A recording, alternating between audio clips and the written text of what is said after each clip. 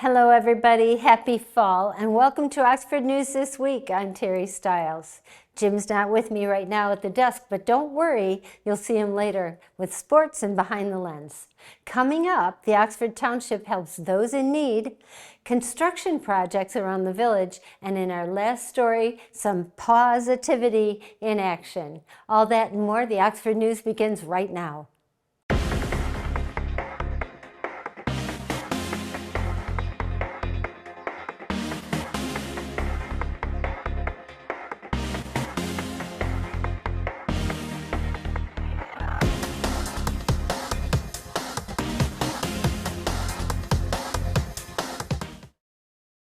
The Village of Oxford Planning Commission is back in full strength. David Wagner was appointed to fill an open seat, and Scott Flynn was reappointed as chair. Wagner's engineering background will bring valuable experience to the group.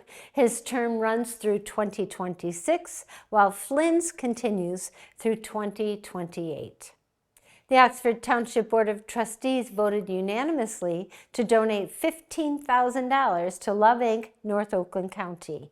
The funds will help residents with eviction prevention, utility assistance, clothing, and counseling. Executive Director Pat Shapira says more than 14,000 Oxford residents have been helped since the program began in 2007. According to the township attorney, the funds can be pulled from the township's general fund. The donation will be used to ensure benefits qualified Oxford Township Love Inc. population, which is why it can be pulled from the general fund. Heads up, drivers, a sidewalk project at Burdick Street and M24 is underway to make downtown safer and more accessible.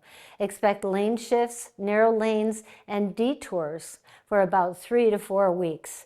Business access remains open, and you can find the detour map on the Village of Oxford Facebook.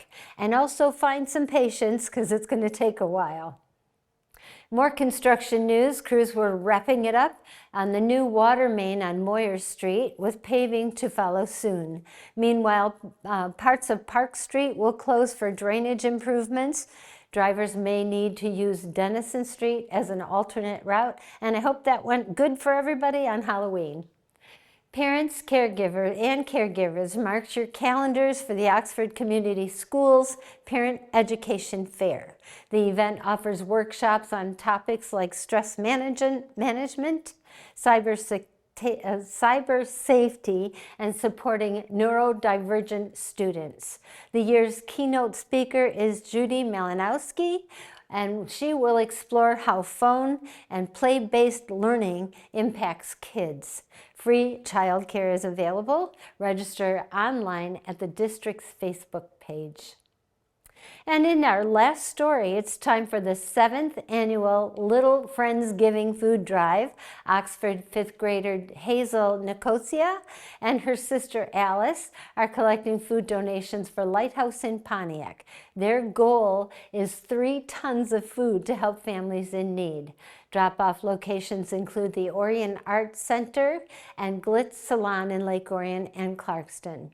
And for those interested in donating right here at home, Neighbors Helping Neighbors Free Meals Program is right here at the Emmanuel Congregational Church, giving those who need it every Wednesday from 5 to 6. A free meal and some groceries. If you're interested in either volunteering or donating food, call Connie Miller at 248-933-4579.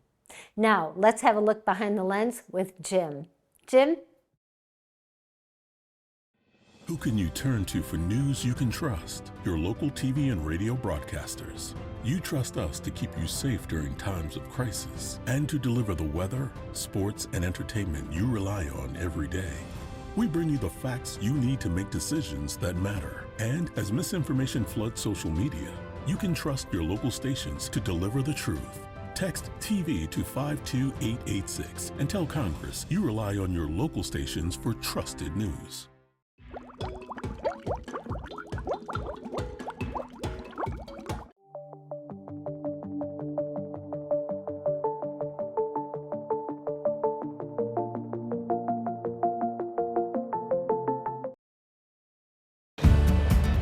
You know the national parks, but you may not know that they're supported by a strong foundation.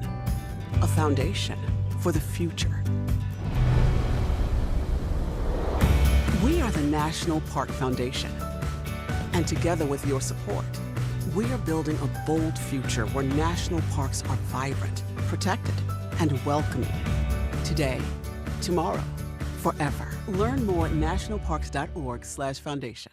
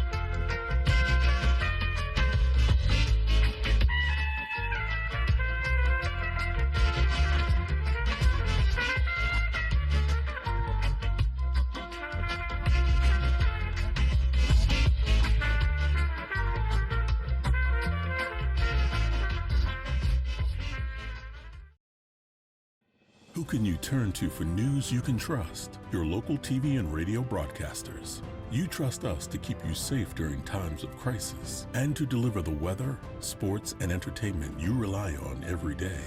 We bring you the facts you need to make decisions that matter. And as misinformation floods social media, you can trust your local stations to deliver the truth. Text TV to 52886 and tell Congress you rely on your local stations for trusted news.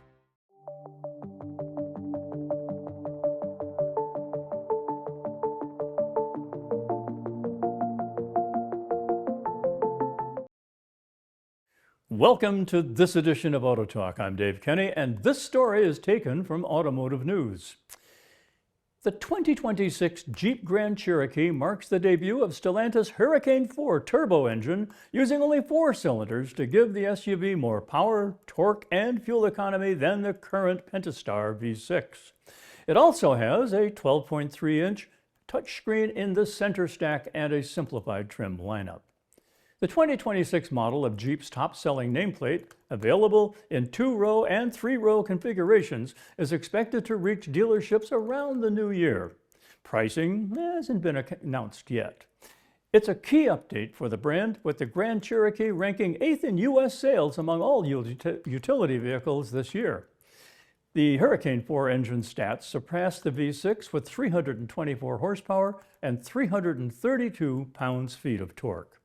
Driving range is 506 miles on a tank of fuel, and towing capacity is unchanged at 6,200 pounds with either the 4-cylinder or the V6. Jeep CEO Bob Broderdorf expects nearly 2/3 of Grand Cherokee buyers to opt for the new Hurricane 4. The Pentastar V6 will remain the standard offering. The Hurricane 4 features the first high-volume application of turbulent jet ignition combustion, a technology proven in motorsports. The Grand Cherokee will continue to offer the 293 horsepower Pentastar and the 375 horsepower 4xe plug-in hybrid powertrain. With the Hurricane 4, the SUV is rated at 27 miles per gallon highway, 21 in the city, and 23 combined. The V6 gets 26 miles per gallon highway, 19 in the city, and 22 combined. The Hurricane 4 is made in Dundee, Michigan, at the same engine plant as the Turbo 4 hybrid powertrain for the resurrected Jeep Cherokees. It also will be produced in Kokomo, Indiana. Stellantis eventually plans to replace all of the Turbo 4 engines it uses in North America today with the Hurricane 4, which also could be used in Europe, Mickey Bly, the company's head of propulsion systems engineering, said. Most people aren't thinking of that high tech of an engine coming out of Stellantis, which is really moving us as the Hurricane 6 moved us to kind of open everyone's eyes that we can do a new engine and do it very well, Bly said in a media briefing on the Hurricane 4. This is the next example of putting high tech into our engine designs. Stellantis said the engine's turbulent jet ignition system ignites a small amount of fuel in a cup-like pre-chamber atop each cylinder. The burning fuel then expands and jets into the combustion chamber, the company said, triggering a faster and more complete burn of the air-fuel charge. The technology allows for improved fuel economy, according to the company, without sacrificing power. It's highly patented. We have about 20 patents on the engine right now for this technology, Bly said. So we feel that we're actually breaking through with some of this technology that will get horsepower efficiency and be very good from an emissions point of view. We'll be launching first in this vehicle, but you can imagine it's going to be spread across all over in the next few years. Design changes to the Grand Cherokee include an updated 7-slot grille and a new headlight design that resembles a hockey stick. The rear and lower front fascia also were modified. The gasoline Grand Cherokee will come in 3 trim levels: Laredo, Limited, and Summit. The 4xe version will be available in the Limited, Summit, and Trailhawk trims.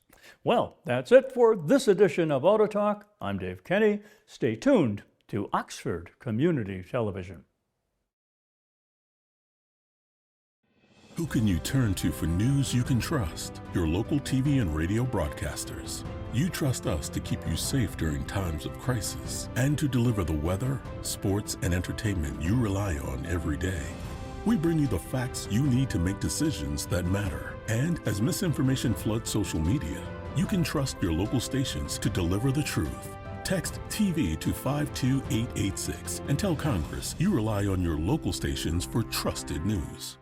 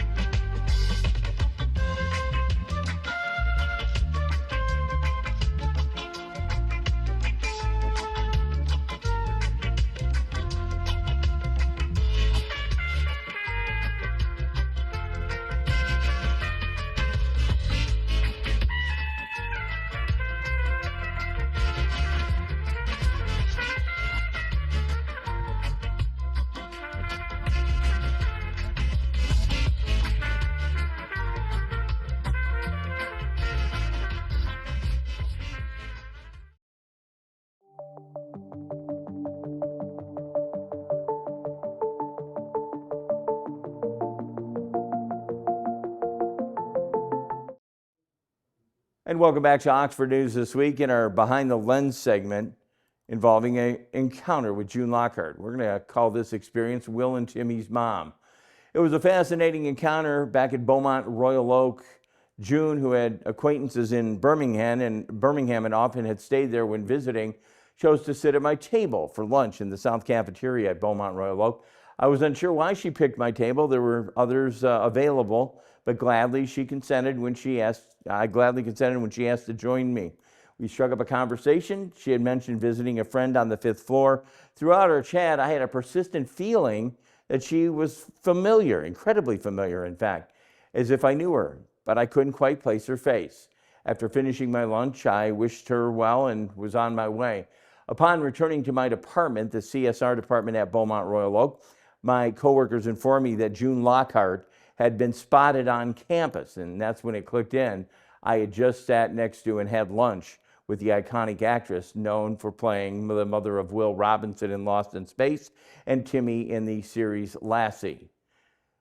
June Lockhart passed away last week at 100 in a meeting she probably never even remembered, but a meeting that will always be a memory for me. Once again, rest in peace, June Lockhart.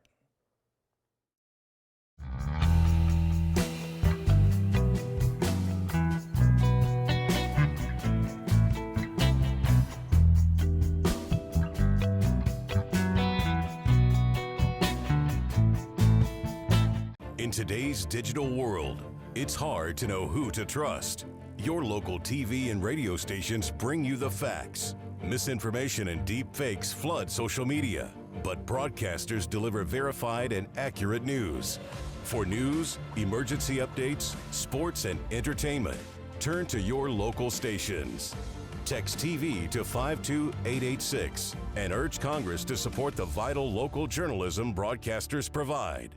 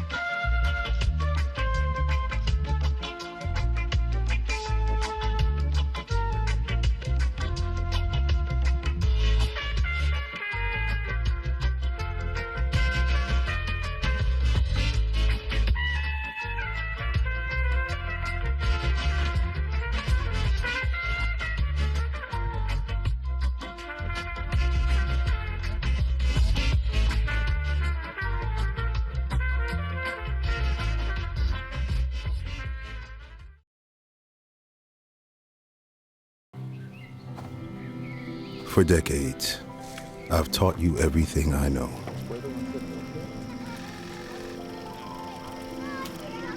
How to safely build a fire. How to control the flames.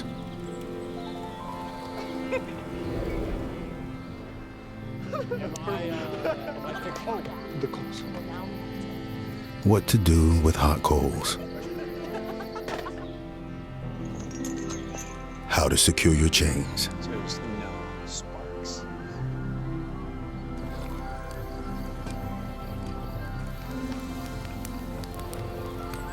But I can only teach wildfire prevention. Only you can prevent wildfires.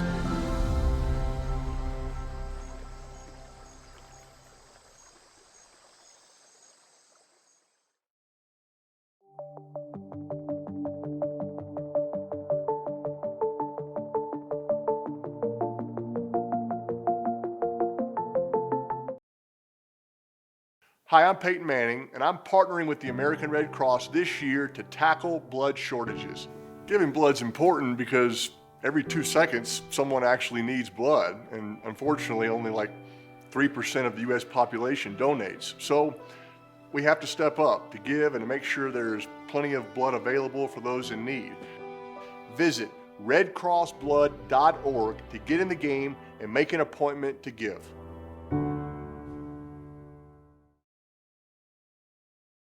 And welcome back to Oxford Sports. Again, I will remind you as we bring this on, tape this, Oxford football secured its significant road to victory over Dakota, the last contest 24-20, and concluded their regular season at 7-2, a record of 5-game winning streak. We were there for a few of them. Oxford, again, with now 7-2, will now face in the playoffs 9-0 Grand Blanc, an undefeated Grand Blanc, this upcoming playoff season. Once again, congratulating the Wildcats ahead of time, and that's why we don the Oxford jersey. We hope for a victory. Again, we taped this prior to the contest against Grand Blanc. Also want to congratulate the Oxford girls swim and dive team. They beat Notre Dame Prep just a few weeks back. The score there, 103-82. Go Wildcats. Again, we were there just the other night. Oxford took on Schwartz Creek. The score there, a victorious 124-58 over Schwartz Creek. A lot of people having a great time at the swim and dive competition. You'll see that one up and coming on OCTV. And again, we want to congratulate that diving team as they are just incredible, the flyers as they fly off the diving board, and the swimmers as well. Other sports making news, the Oxford volleyball team emerged as the outright OAA White League champion, finishing the 2025 league season with a perfect 8-0 record in the league matches and winning all 24 sets in league play.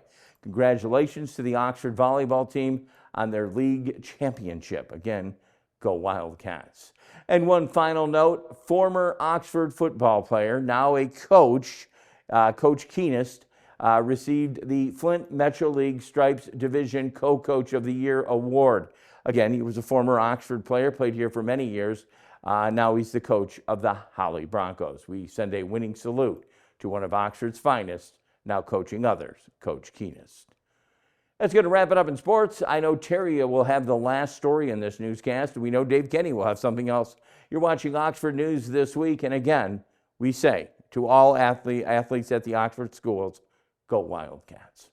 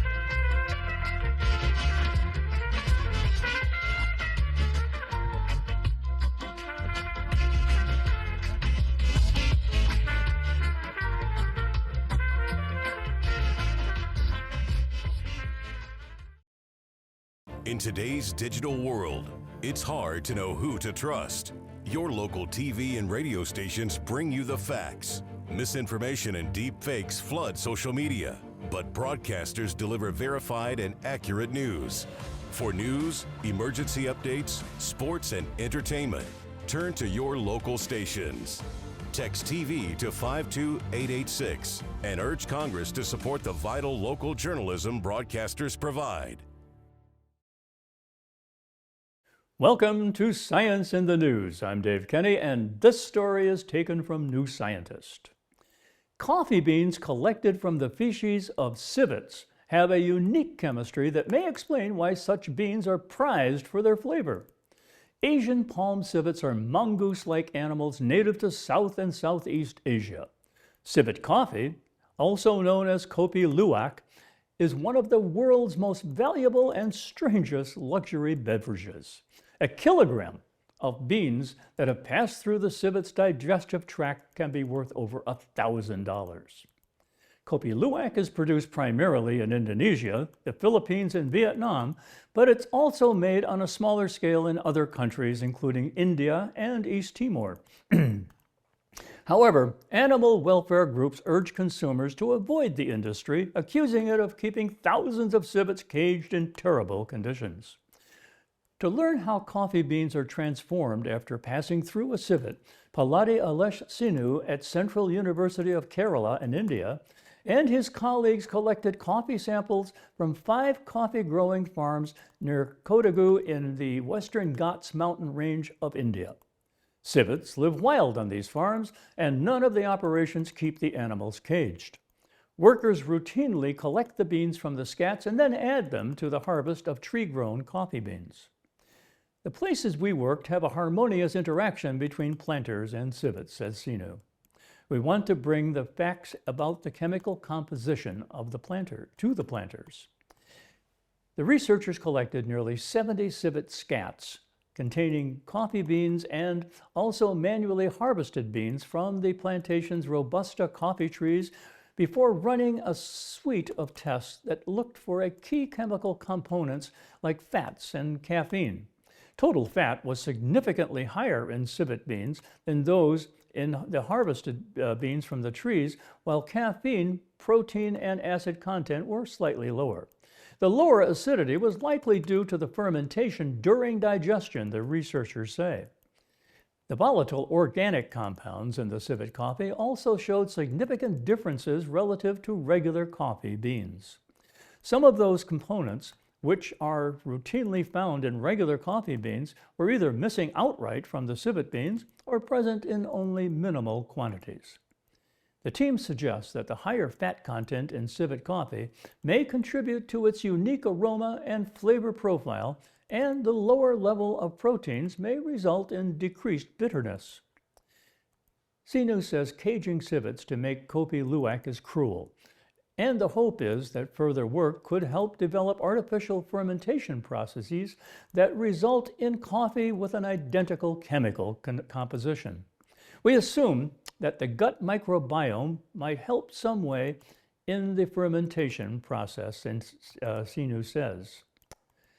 Once we know the enzymes involved in digestion and fermentation, we may be able to artificially make civet coffee. Can't wait. Well, that's it for this edition of Science in the News. I'm Dave Kenny.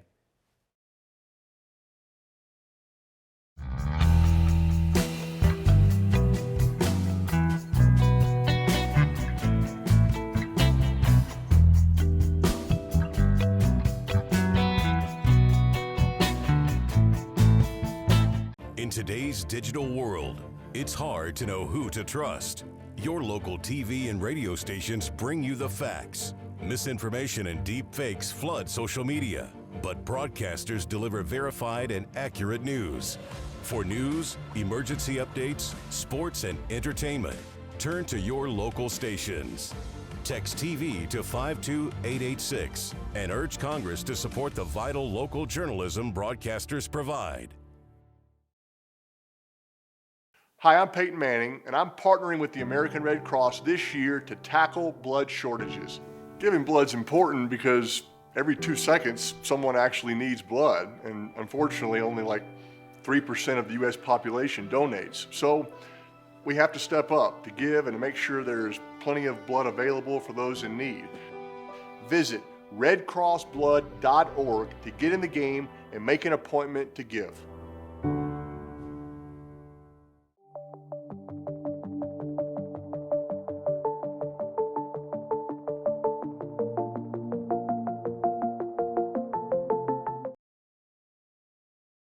And in our last story, 4-year-old Easton Peterson is proving you're never too young to make a difference. After learning about charity in school, he began collecting donations and returning cans to support Canine Stray Rescue League. So far, Easton raised over $300 and dozens of supplies for the shelter dogs. A big round of applause for Easton. You can catch OCTV on Spectrum Channel 191, AT&T Channel 99, and streaming on YouTube, Facebook, and Roku, and I think Fire Stick. A special thanks to producer Kyle Snage, writer Allison Miller, and station manager Terry Stiles. That's just written in there by Allison. Thank you, Allison. And thank you for joining us this week. We hope you adjusted easily to the daylight savings time and had a safe Halloween. And we're hoping that you're enjoying the fall colors. And we hope to see you again next time on Oxford News This Week, right here at Oxford Community Television.